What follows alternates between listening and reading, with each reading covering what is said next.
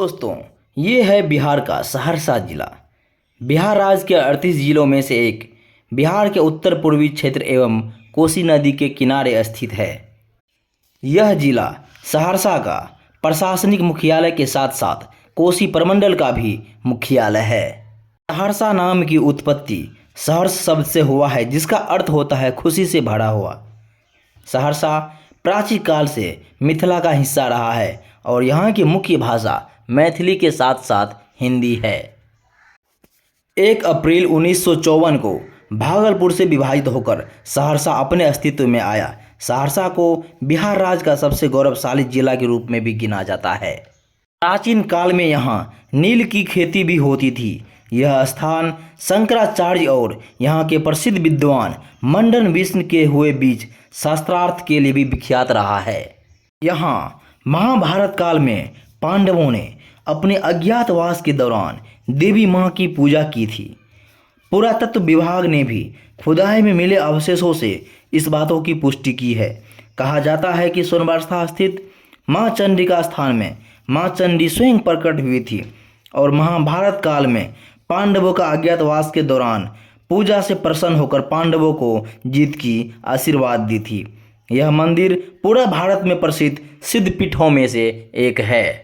सहरसा की मुख्य फसल धान, मक्का और मखाना है, जिसका निर्यात विदेशों में भी किया जाता है। जनगणना 2011 के अनुसार यहाँ की आबादी करीब 19 लाख के आसपास थी। यहाँ ज़्यादातर आबादी हिंदुओं की है। हिंदुओं के साथ साथ यहाँ मुस्लिम, सिख, ईसाई और अन्य धर्म के लोग भी रहते हैं। यह जिला 1687 वर्ग किलोमीटर में फैला हुआ है। इसमें 10 ब्लॉक और 445 गांव शामिल है। पर्यटन की दृष्टि से भी महत्वपूर्ण है। सहरसा में महिषी का उग्रतारा माता मंदिर, सोनबरसा का माँ चंडी का स्थान, यह वही मंदिर है जहां अज्ञातवास के दौरान पांडवों ने कई वर्षों बिताया था। यह मंदिर 64 योगिनी पीठों में से एक है। कंदाहा का सूर्य मंदिर, जो भगवान सूर्य की 7 घोड़ों वाला रथ पर सवार स्थित मूर्ति है।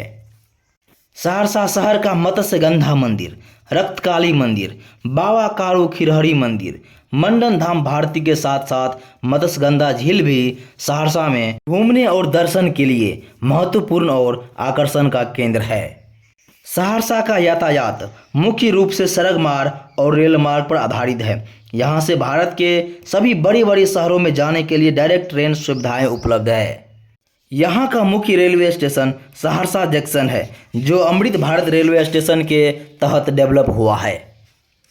सहरसा से चलने वाली मुख्य ट्रेनों में से Amrit Bharat express, Vande Bharat express, Humsafar express, गरीब रथ एक्सप्रेस के साथ साथ भारत गौरव पर्यटक ट्रेन और राजरानी सुपरफास्ट जैसी ट्रेन अपनी सुविधाएं देती है। सहरसा के पास खुद का हवाई अड्डा भी है, जो इमरजेंसी के समय और सेनाओं की जरूरत के समय उपयोग में लाया जाता है। भारत सरकार ने राज्य के हाईवे के हब के रूप में भी सहरसा को चयनित किया है। केंद्र सरकार ने 4 राष्ट्रीय राजमार्ग को भी सहरसा से जोड़ा है, जिसमें सहरसा पूर्णिया 4 लेन NH 107, सहरसा सुपौल 4 लेन NH 327E, सहरसा मधुबनी 4 लेन NH 527E के साथ साथ गोरखपुर सिलीगुड़ी 6 लेन एक्सप्रेसवे शामिल है। सहरसा में भारत का सबसे लंबा पुल भी बन रहा है, जिसकी लंबाई करीब 13 किलोमीटर की होगी।